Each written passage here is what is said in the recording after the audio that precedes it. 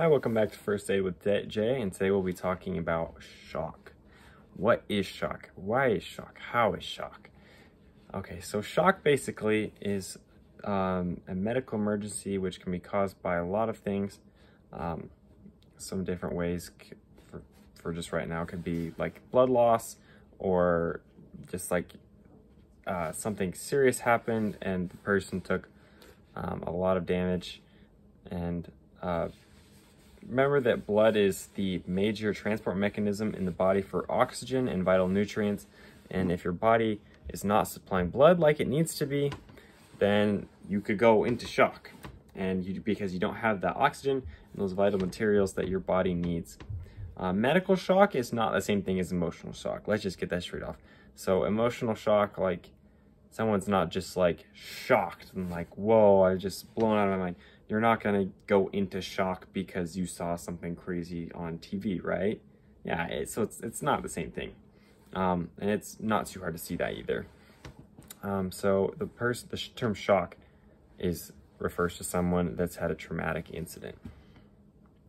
How to recognize shock. So when someone's in shock, there's some key things you need to look for. So pale, cold, they're just clammy skin, if they have confusion, if they're drowsy, if they have a fast pulse, like a weak pulse, or if they have fast breathing and shallow breathing.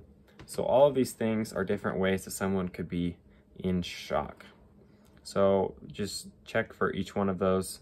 If someone is not moving much or almost looks like they're gonna go unconscious, if they look really pale, and they're struggling to breathe, they're probably in shock because their body's not getting enough blood that it needs.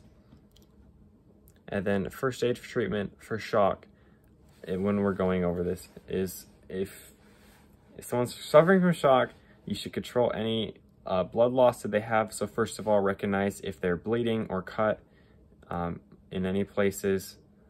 This could be internal bleeding, which is bad because there's not a lot you can do about internal bleeding.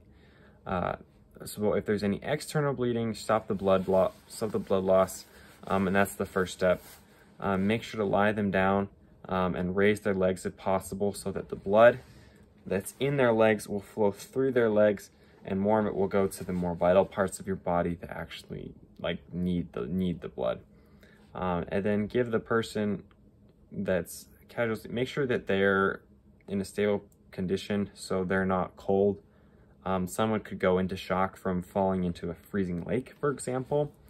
And the first thing that's really important is you need to make sure that they get warmed up, not like throw them on a fire, burn them. Yeah, because it needs to be like slowly. So because if you're sending someone right from really cold to really hot, that does not help their shock. You need to like do it slowly. So give them a blanket, take off any clothing that could be wet and cause them to be more cold. And then the last important thing is it's for all situations. Call 911, get emergency help, because a lot of times you're not going to be able to do a ton, but you're just there to mitigate the problems and to make the first step in making them better. So don't give the casualty anything to drink until medical help arrives, and they'll help you figure out what to do. If the person becomes unconscious, place them into recovery position, which I'm discussing in another video, so stay tuned for that one.